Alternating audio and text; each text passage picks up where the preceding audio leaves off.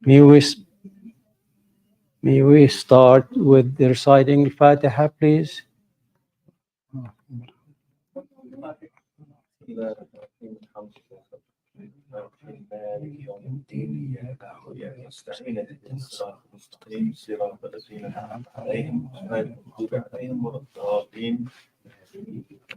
Thank you, Ahmed. Uh, Let me start by just briefing you on development within the Islamic Center. It's not, yeah, okay, but that's, okay. Is that loud enough like this? Okay, I'm sorry. Let me just brief you a little bit about the recent development within the Islamic Center Greater Toledo.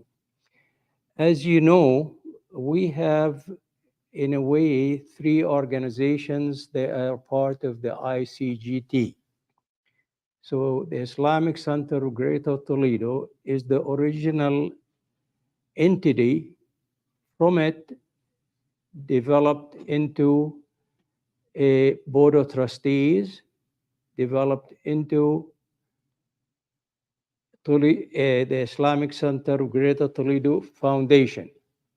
That is a very important entity within the Islamic Center. Its goal is to look at long-term support of the Islamic Center. So big donations are made directly to the foundation, and that money is invested, and the proceeds from the investment, some of it can be spent to support the activity of the Islamic Center. I would say in the last few years, there have been a little bit of misunderstanding within the community and within the foundation as to what is the role of each entity. I'm glad to report to everyone here, and please spread the word, that that misunderstanding now is totally clear. And we were able to officially receive some help directly from the foundation. We presented a request for 100,000. We managed to get 112,000. So this was done as a result of direct interaction. Myself and Muhammad Alam, for those of you who don't know him, he is the treasurer right now. We made a presentation to the foundation, which is normal. There was a lot of questions and discussion. And then they had a closed session. And as a result of that, they made the decision to give us the 112,000. So that is already within the budget of the Islamic Center. So that is one change. The second change, that for a while there has not been direct interaction between the Council of the Islamic Center and the board of the foundation of the Islamic Center. Lately, and all of you will receive written documentation of that change, that they have now established an advisory committee for investment, which now it will include the president of the Council of the Islamic Center. Okay? So I think now the interaction is very open, and we are part, or the Islamic Center Council is part of the decision-making within the advisory committee. Okay, there are some other details, and that is that I will let Nadia Ashraf Mughal, who is the president of the foundation, to give the community more detail about that. Okay, but that is coming. I would say things are looking much, much better than 6 months ago. And I believe that issue now is, to me, is totally resolved.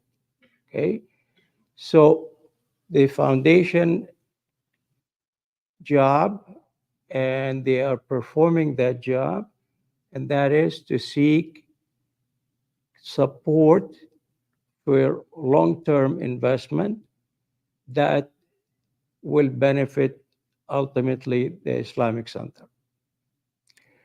Some of you have heard from last year that there was an activity to collect funds to do a few things, and that was called the Capital Campaign. I don't know if some people heard about it, but unfortunately, it has been halted for now. But the purpose of the Capital Campaign was threefold. One is to raise funds so that this building can be slightly modified inside, so it will have a better flow of people, where hallways will be expanded, and the main foyer here will be probably 2, 3 times as large. And that would allow then a better movement. This elevator will stay here, but there will be another elevator in the front. And the main entrance of the building will be modified by taking this hill out and make a door directly inside, and the outlook of the building will look quite nice. So that is one goal. The second goal is to improve the level of education, both internally and within the community at large. And the third goal is to really support the food bank. And that is part of the interfaith or international support for the needy.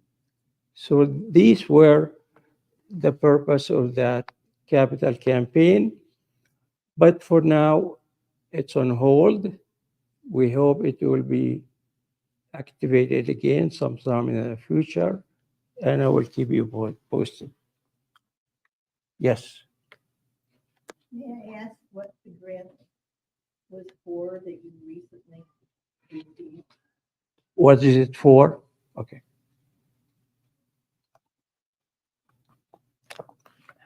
In the letter, sorry, in the letter we submitted to the foundation, it has some 12 items. One is to compensate the Islamic Center because of the air conditioning. The social hall, the air conditioning broke down, and since it was one of the original pieces of equipment, companies will not provide parts for it. So the idea was to replace it. And that was something in the neighborhood of $80,000-$90,000. So the previous council paid perhaps half of it, and then we had leftover something like $47,000-$48,000 that we needed to pay. So that was a major item. The second item, I don't remember them all, but I will mention it. We own a cemetery which is in Waterville, and apparently there was a need to buy more lots. Okay, so this was bought by borrowing a fund from the foundation. so that we can pay the owner directly. And then the Islamic Center will pay a monthly payment of around $650 a month. So when we looked at the balance of it, we had something about $42,000. So we requested that they will forgive the Islamic Center the loan, and that was granted. As you know, the building committee worked really hard this past summer by modifying or clarifying some out scenery around the Islamic Center, the building itself, and we put new surface to the parking lot. So that was something like $15,000, and we raised some of that money, but we requested funding that, and that was granted. Some other things related to just upkeep with the Islamic Center. And also, as at that time we submitted the request, we hired our Imam Ali Leila. So in the past, they have helped the Islamic Center by providing some funds to subsidize the Imam's salary. We requested that as well. So when we add all of those, it came out to 100,000. But because they gave up, they agreed also to give us credit for the loan, then it turned out to be 112. So that's where we are. Any question?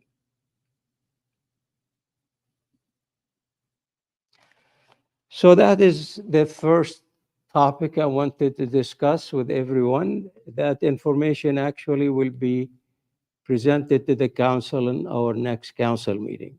So you as a community know the facts before we even inform anybody else.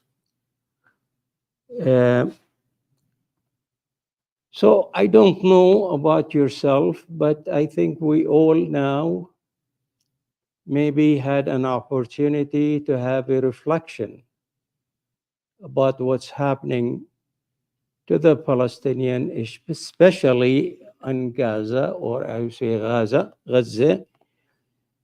And I have that reflection as well. And I spend a lot of time watching documentation, reading some of it, watching some of it. And no question that it is a genocide. No question. That is no longer taking a revenge for whatever number of people, 1,400, 1,200. It's unfortunate. But then what is sufficient? The number as of today exceeded 10,000. Among those 10,000, maybe 4,000 children. And some of you probably have seen a scenery. It's very, very difficult to look at it. Extremely difficult. And I don't know how anybody will not look at it and still have the conscience, the heart, and the mind to deny it. Okay? So these are the facts on the ground. Now, how the situation have developed, as you heard last week, the professor who is Jewish, but he researched his PhD thesis from Oxford, was on the what led into the 1948. 1948 is an important date. This is the year when Israel was officially established, and many countries and the United Nations have accepted that. And people need to understand, as that professor mentioned, we say the origin of the problem is occupation. Occupation sometimes is not enough, because sometimes occupation implies that the original people are still there, they're being occupied. But the truth is occupation with cleaning up of the inhabitants. So that is different. If we get occupied, we are occupied, we are ruled.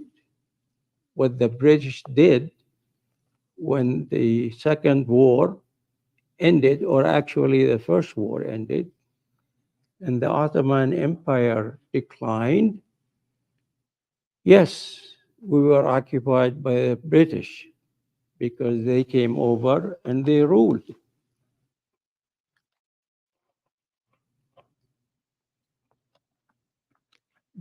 But they did not kick the population out. Maybe they were tough on their rule. They did kill and hanged and did all kind of things for the people who objected.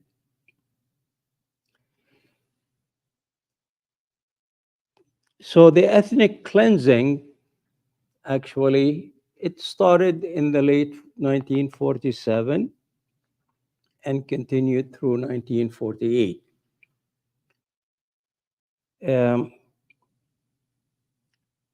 So where does that ethnic cleansing come from? I think that some of you would know history, but I am going to go back a little bit further in history. Imam Ali, at one time, he said, if you recall Napoleon invasion to the east, where he managed to penetrate Egypt at the time, but he couldn't penetrate Palestine. So there is a town, it's slightly north of Haifa. It's in these days with the nice highway, it's about 10-minute drive, but it used to be an hour maybe drive or something like this before. So Acre, from long time, had a wall around it and still exists, and that was the defense of cities on those days. So the city will not surrender. And Napoleon was really frustrated because he wanted to occupy it. But he left kind of upset with everything because he could not penetrate that town. That is one event. So from his time, where he had an aim to kind of occupy that piece of land. I don't know how many of you will recognize the reason for so many Christian people, especially in the United States, who are called Christian Zionists, and they are very proud of it. And they are major supporter of the Israeli people or the Jewish people primarily. Uh, both the professor mentioned that you heard the reformer of Christianity, Martin Luther. He came in the late 1500, early 1600, and he kind of revolted against the Catholic Church and established what is now exists in the United States. Primarily, there are Catholics, but many, I don't know if the majority of the population is Protestant. And the Church of England has changed at the time. And also the French have changed at the time. So many of Europeans have changed, but some of them stayed with the Catholic Church. So now we have to remember that whether it's Martin Luther, whether it's Churchill, whether it's Balfour, the majority of the British were, in today's definition, anti-Semitic, as they now call it. And there was a lot of Jewish people living in Russia. And Russia is the Roman Orthodox Church, and the Catholic Church practiced a belief that they did crucify, they were part of the people who took part in the crucifixion of Jesus. In other words, they killed him. That was the belief at the time, and actually continued till about, I don't remember, maybe 40 years ago, with the Pope forgiving the Jews for that. So anyway, so in terms of differentiation between the new reformers of the church versus the Catholic Church, the main cause of wanting the Jews to leave Europe, they both shared their view, but maybe they had different reasons. So the Catholic blamed, and continue to some extent, blamed the Jews for the crucifixion of Christ. And the Protestant community revived at the time the Old Testament. I remember in my days that when you go to church, the sermon they used to give was in Latin. And the Old Testament was written in Latin, and people had to learn Latin, but the majority of the people who went to the church did not understand Latin. So really then, the general public of that part of the faith did not read the Bible in such detail, but when Martin Luther came with the Reformation, he then printed an English copy of the Old Testament. And if you examine the Old Testament, then it says that Jesus rose to heaven, and there will come a day when he will return. So that is now a belief within the Christian church. And mostly by the support of the Protestant church and the Reformer. So that's how you find the born again Christians, which are now majority in the South.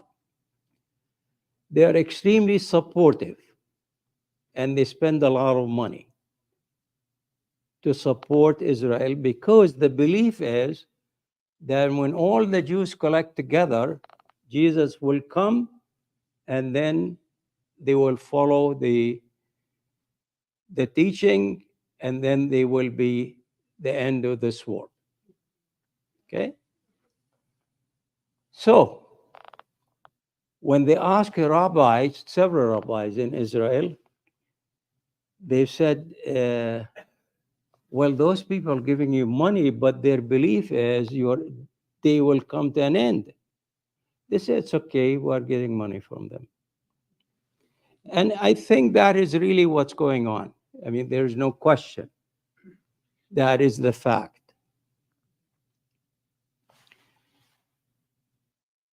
So we had then the European never gave up on the crusade, never gave up really till now. And then you had a religious belief that they need to support religiously the return of Jews to their so-called promised land. That is from religious point of view. Then you had the Protestant people in England.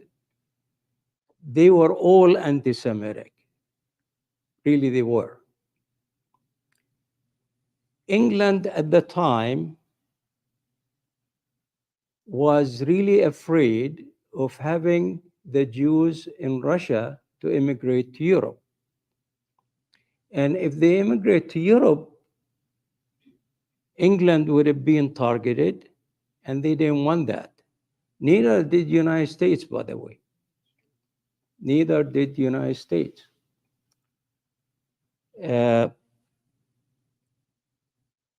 So then Churchill, Balfour, many of the big politicians in England, they did not want the Jews to come to their country. So the British gave suggestion. They tried to convince Jewish population to immigrate to Africa, some to Latin America, but not the United States. Okay, but it didn't work out. Why it didn't work out? Because it didn't have any religious connotation. So Herzl, the founder of Zionism, began a movement. The purpose of that movement is to say that the Jews deserve a homeland. And where's that homeland it's going to be? So two things happened.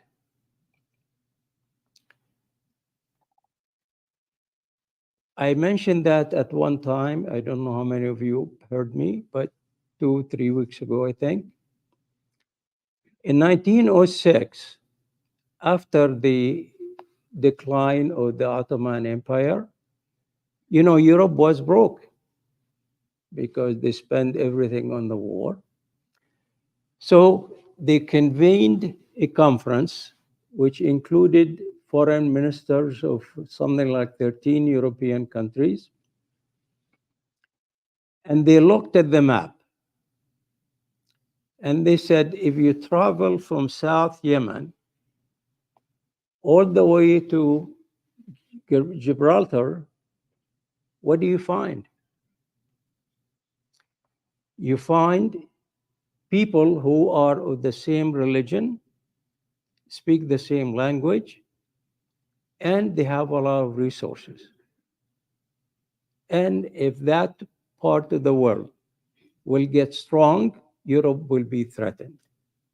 So they said, we need some entity to be in the middle to separate East from West. And they left. They left. That was their point, that they needed an entity, but they did not know how to form that entity. So Herzl got hold of that document or somehow, and they said, then we can be that entity. Okay? So now the Protestant, they have two ways to push for that. One is the Jews wanted that part of land, and we needed somebody to occupy it to be our instrument. So two objective in one. So then the Balfour Declaration came, which says his kingdom, the Majesty of his kingdom will promise or will work on establishing Palestine as homeland for the Jews. Okay? So the British really, somebody comes in here and I say, well, now if I'm powerful, I'll give you the Maumee River. And that's exactly what happened. So then to justify the movement, the rumors was established that there is a land with a population, and we are population, we need the land. Now, obviously, there were Jews in Palestine from a long, long time. But when these discussions were going on, they were on average 4 or 5% of the population. The difference is perhaps they may call themselves immigrant temporarily, but immigrant with a lot of money. So they established at those days kibbutz, which is a kind of combined community, and they worked on agriculture. With time, they used then to buy and build places in the cities, and so on. But even in 1948, the population majority was Palestinian Arabs. And as that professor mentioned, and people like me live that here, it's a joke.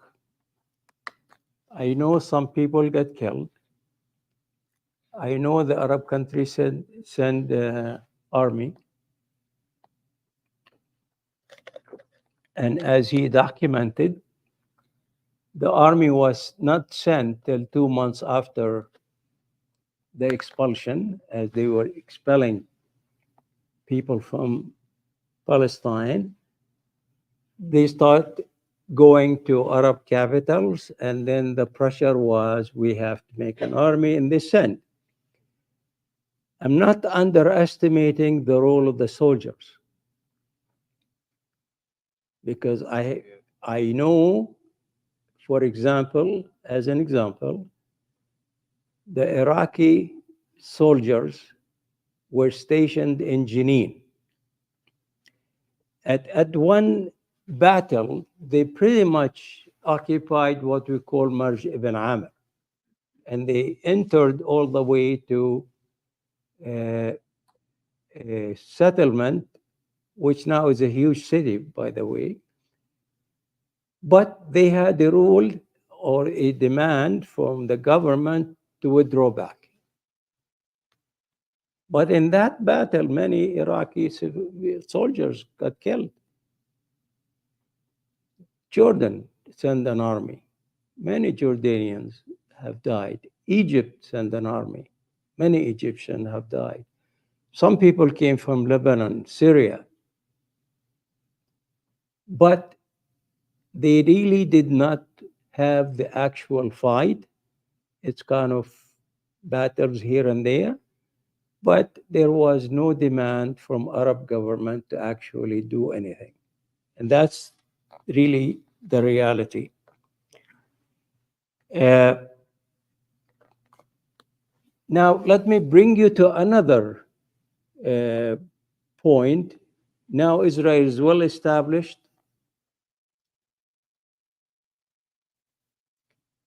Majority of the Jews migrated. I shouldn't say it, majority of the Jews. Major portion of the Jewish population immigrated to Palestine. But the last immigration happened after the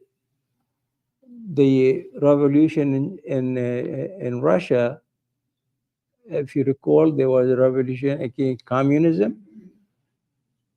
And Israel convinced 1 million, roughly 1 million Russian Jews to immigrate in 1 year. Okay? Now you say, where are these people going to live? Well, majority of the cities were taken by Jewish army, and the inhabitants of those cities were deported, either through threat of war or actual battle took place, and most people left. And actually, you can see the British Army, who was still there, used to help people get on the boat to get back to Lebanon, and if they are close to the south, get them toward Gaza. Or go inland to what is called now the West Bank, and many actually went to Amman to become Jordanian. Some went to Egypt, some went to Saudi Arabia, and so on. But the only people who received an actual citizenship pretty much are the people who went to Jordan. Although outside Amman, there is a huge camp, Palestinian refugee camp. Still, their situation is refugees. They don't have much, let alone what's in Lebanon, what's in Syria, and so on. Now Israel is established, the Palestinians are out. In early 50s, you recall, Jamal Abdel Nasser was the president of Egypt. And he was one of the officers who served in Gaza. So he knows about Israel and the Palestinian issue. He became president. He was not in love with Israel. He was not in love with the United States because he wanted to build the dam, and John Foster Dulles will not agree to give him funding for that. So he wanted the Russia. So that has created now a conflict between the United States and Egypt. But if you recall, there is a canal called the Suez Canal, which connects the Red Sea with the Mediterranean. And if you look at that, because the land is sandy, and therefore there's always limitation to expanding the canal. Okay? So they allow one ship one direction, another ship in the other direction. So it's limited in terms of transportation. It turns out that there was another plan. There were documents established in 1963. They were not allowed to be released till 40 years after. So in 2003 and so on, they were released. Not many people know that, but the document says that there was something like, I don't remember how many nuclear bombs were buried underground for storage, and they thought that they can be used to open a canal now from the Eilat, if you recall, all the way through the Negev to go north and end up in Ascalon. Okay? That land is rocky area. So then they can build the canal as wide as they want, and two ships can go back and forth in two directions. So who's behind this? United States to start one, then England and France. England and France used to own the Suez Canal in Egypt. And if you recall 1956, العداء الهجوم الثلاثي, the three, the English, the British, the Israeli, attacked Egypt in 1956 to try to get the canal back. There was a decent, honorable president of the United States. His name is Eisenhower. Eisenhower declared a threat to the three of them to leave right away. And they did. So there are decent people in government sometimes. So then this canal name is Ben Gurion. Who is Ben Gurion? Ben Gurion is the first prime minister of Israel. He is one of the founders. I don't know, I should have brought him up, but if you recall the Dead Sea, okay? The Dead Sea then branches into two parts. This is the Sinai and the two parts. This part then continued to connect to the Suez Canal. This part that they want is to be built within Israel. Now, there is a southern part. It's called Gaza Strip, and it is a strip.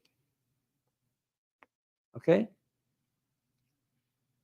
That new canal, for it to be built, it has to make a curve like this to go there, to avoid going to Gaza.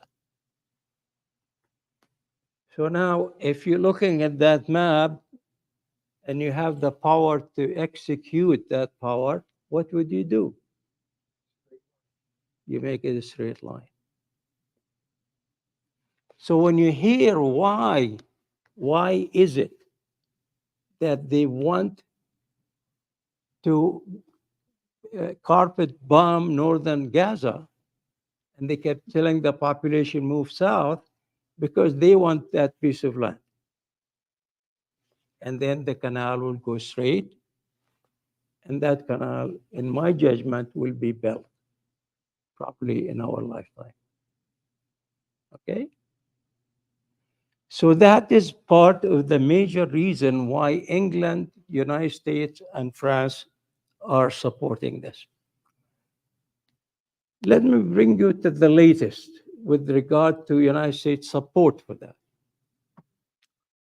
If you recall, President Biden went to Israel something about 4 days after the war. He came back. On October 10, he presented the Congress with a request. He was able to connect Israel with Ukraine, and he allocated part of that help, which is something like $90 billion. Huh? 14.6. Okay, 14.6 billion. No. I'm talking about the total. The 14.6 is only for Israel. but the total amount is over 100 billion. Yes. Only 14 of them for Israel. When you read the rest of the document, we hear about it and we get satisfied. But if you read the document, it justifies where is this money is going to go. There is no Palestinian word in it. What's in it is to say that this money will go to help Israel recover and build. And we need some of this money to support potential immigrant who will end up in an Arab country.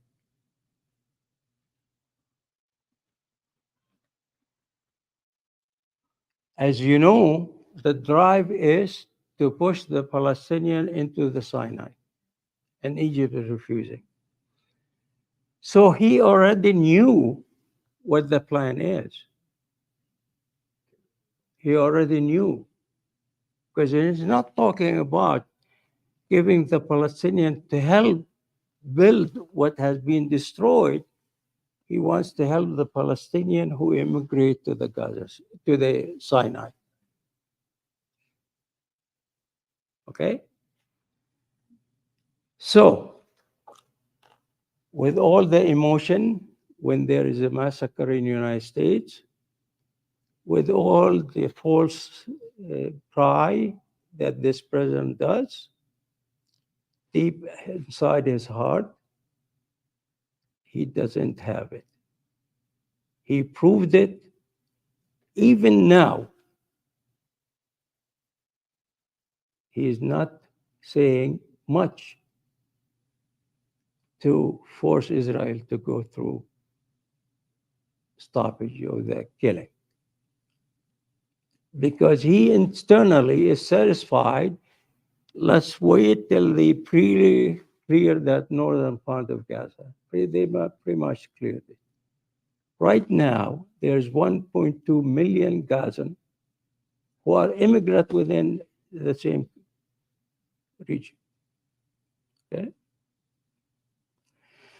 So I leave you reflect on these facts, and more of it will come in the future.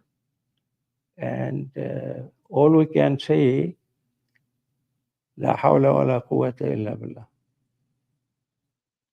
Okay? Well, thank you for listening. And I think, I don't know, we have 5 more minutes, I think. Take questions? Sure. Oh, I need to say something before that. Last week, I made 2 mistakes, and Jim actually corrected me.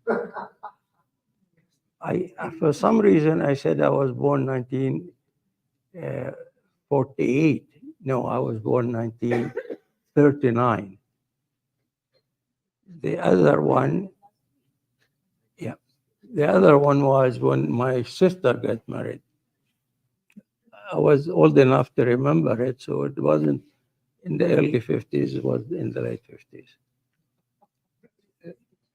Thank you for those clarifications. I just have a comment to follow on your Biden comment. Lincoln is a Zionist. His father was a Zionist. His stepfather was a Zionist. He's a Zionist. Yes. So, in furtherance of this plan, he was put as Secretary of State. I don't know how we forget history in this country because we don't learn it. We didn't see this coming, or we haven't reflected back on the Balfour Doctrine because Yeah. why did we go to, and I asked this question because I've asked this question since I was a very young person. Pearl Harbor was attacked by the Japanese. We're talking about Palestine, please. I understand. Okay. but the United States government entered the war in Europe, consistent with the British and French war. Any other question? Yes. Shukran. About 1948, what you say, the Arabian armies, they went to Palestine. But they were the leader of those armies. Countries. They were foreign, like Lawrence of Arabia. Are they all the same foreign or some? No. Lawrence of Arabia kind of established the Arab Revolution against the Ottomans. In 48, there were no Ottomans at that time. So the Arab army, Egypt was under the King Farouk. Iraqi army was under another king, Faisal, right? And so on. I mean, they were all so-called independent, but when they sent the army, the leadership at the top is the one who told them not to continue. Yes. Jazakallah.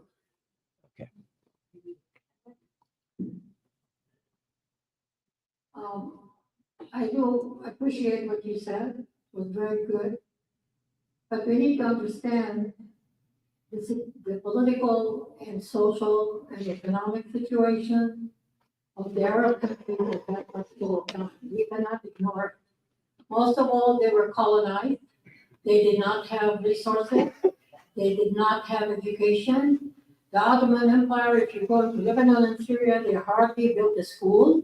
If you want to learn, you have to go to Turkey to learn about the Quran. All they have to do is learn the Quran. So their armies also were not well equipped as well. We have to take that into consideration. I mean, I hear a lot of complaints about the Arabs, about their leaders, about their army. But under the circumstances, they did not have much to work with. They were colonized by the Ottomans. I mean, my grandfather, who was 29 years old, was taken into the army so they can go into Europe. And they took all our beautiful young men so they can fight their battles for them. But they did not build the infrastructure in the Arab world. So when I hear complaints about the Arabs and their leaders and their governments and people, what did they have to work with? Not very much. And we need to take that into consideration. And don't forget that big cemetery in Jenin about the Iraqi soldiers who are buried over there. Many of them died. Let's not forget the Egyptians who died in China. Excuse me. No, really. I totally disagree with you. Okay? I totally disagree with you. I mentioned the soldier did fantastic job. I recognize that already. Okay? It's very easy. The person who had his hand in the boiling water is different than the person who had his hand in the cold water. Okay? We were in that environment. I watched it. Okay? I mean, they had weapons. It is true, not as sophisticated, but when they win something and then the leader says, okay, withdraw back, you don't want to blame the Arab leaders? Okay? I mean, hold on.